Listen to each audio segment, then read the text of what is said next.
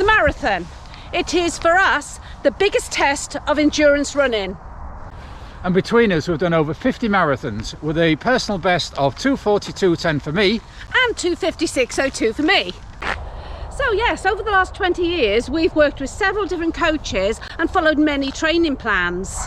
So what we wanted to do in this video was to distill all those decades of experience to help you write your own personally perfect marathon plan.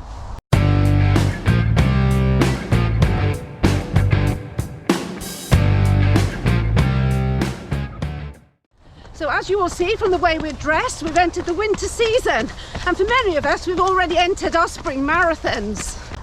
So you'll probably be looking at what marathon plan to choose to get you ready for that spring marathon goal.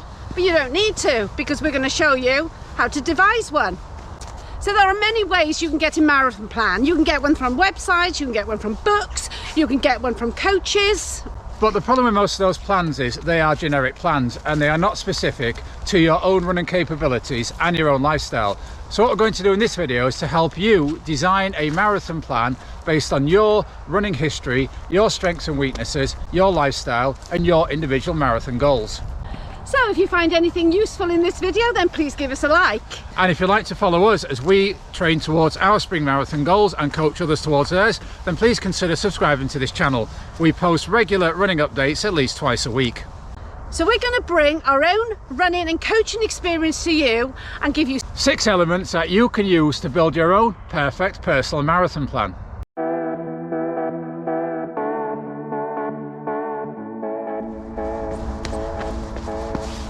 Number 1, know your why.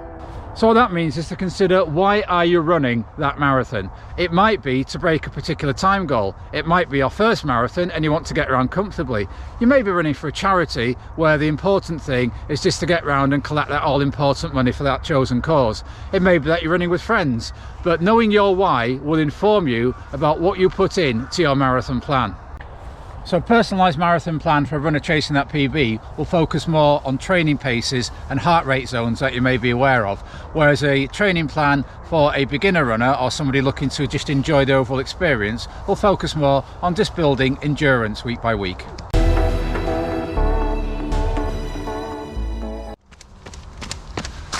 So the second point to consider when building your personal marathon plan is how many weeks or months is it going to last? A typical marathon plan will last about 16 weeks, but what I would advise if you are new to running or you are coming back from an injury and haven't run a distance for quite a long time is to have a period before your marathon plan starts where you're training to train, so you can get up to that long run distance in the first week of your marathon plan to hit the ground running. And this is called a base phase. Yeah, last year we coached somebody who picked up a 16-week marathon plan off very little mileage. We had to spend the first 4 weeks building her up to be able to run 13 miles at least.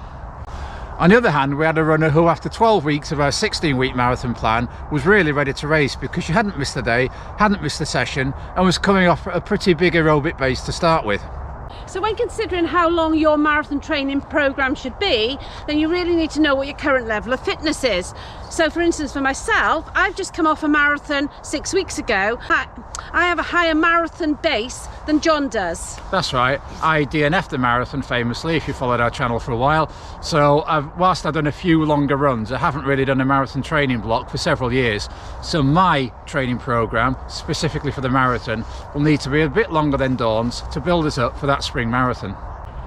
So 12, 14, 16, 18 weeks, the ideal length of a marathon program is very much up to you as an individual. But another point I'd say is to build in some flexibility, because although our friend did actually manage the whole program without missing one run, you are likely to pick up some sort of niggle, some sort of cold, some sort of illness during the marathon training block, and it won't always go perfectly to plan. So having a week or two wriggle room is also worth building into that plan.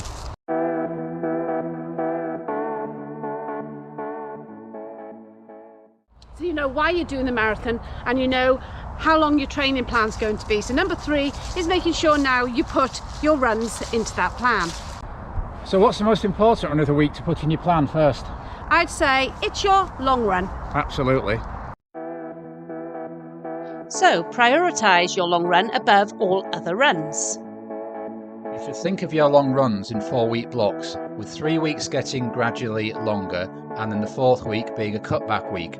So for example, you might go 12 miles, 14 miles, 16 miles, then cut back to 14 before the next cycle being 16, 18 and perhaps up to 20.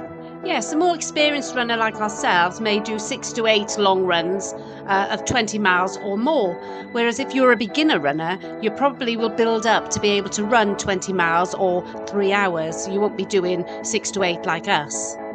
So a beginner runner may only do 1 or 2 runs of that distance. The rest of your training week very much depends on your lifestyle and how much time you can dedicate to running.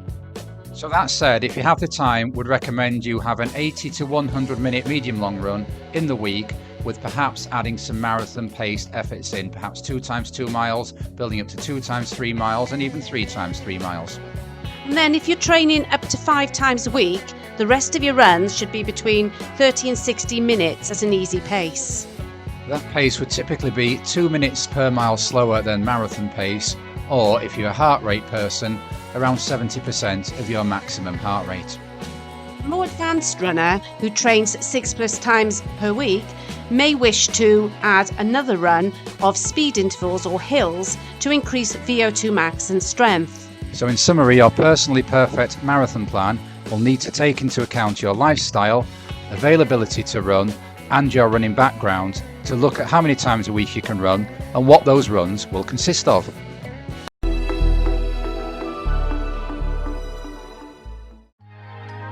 So the 4th thing that most people put on their marathon plan is a series of tune-up races. So tune-up races are often a matter of personal preference. What do you like to do, Dawn, as tune-up races in a marathon block? Well, I've often done a 20-mile race. Well, I call it a race, but very rare do I actually race it. I tend to do it as a progressive run so that I can get some marathon-paced work in with people around me. Another good thing to do if you do enter a 20-mile race, which I'd concur with Dawn is a good idea, is to practice your marathon fueling and your marathon kit, marathon breakfast. Just make it a replication of marathon day as far as you can. But be careful not to get caught up and actually race it flat out, although I know some people do like to use it as a race as well. Do we know somebody who raced 4 20-mile races in consecutive weeks? That might be another video, guys. Look out for it. Many runners like to include a half marathon tune-up race in their marathon preparation. It's not something I found I took particularly well to, but if you do a half marathon race, I wouldn't advise tapering fully for it and recovering fully, because you'll waste basically 2 weeks of marathon training. Some people like to do a 10k or 5k a few weeks before the marathon. This helps get legs turning over. But whatever you do in terms of tune-up races, do not put too many in. It's a mistake I made as a newer runner. As part of a club, I wanted to do all the races on the club championship. I did them, and I probably compromised my marathon, probably left it out there on a 5-mile road race, or even more quirkily, a 9-mile road race one year.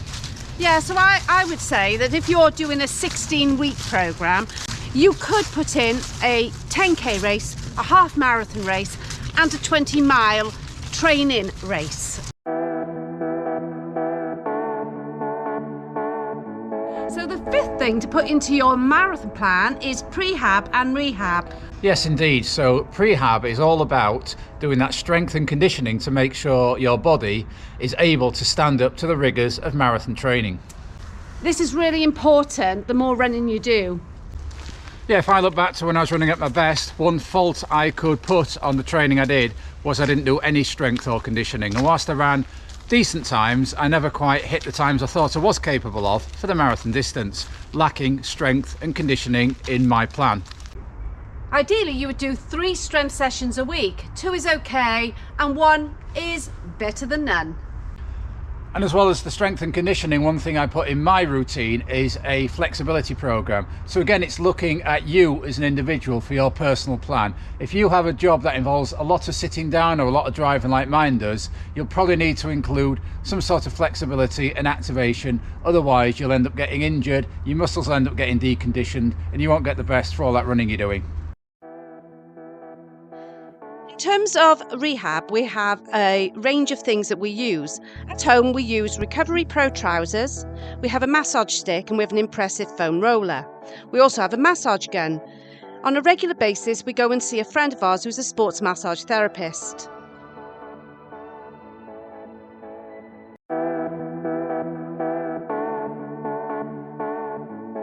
So number 6 on your plan should be to make sure that you include proper recovery. Yeah, I mentioned earlier about building up your long runs and having a cutback on them.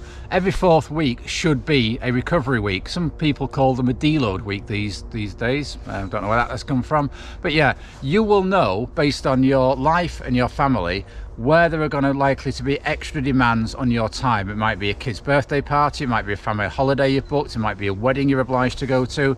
So it's important to work your training around those so you do get really adequate recovery at some occasions during your plan. For some people, recovery is active recovery. That may be you go for a light swim or a light social run or a walk. It doesn't necessarily mean that you don't do anything all day long. It just means that it's an active recovery. It's not high pressure. For other people, recovery might mean a total day off from all exercise. It doesn't mean going and building a wall in your garden or digging a trench or painting the spare room. It means doing nothing and letting your body recover.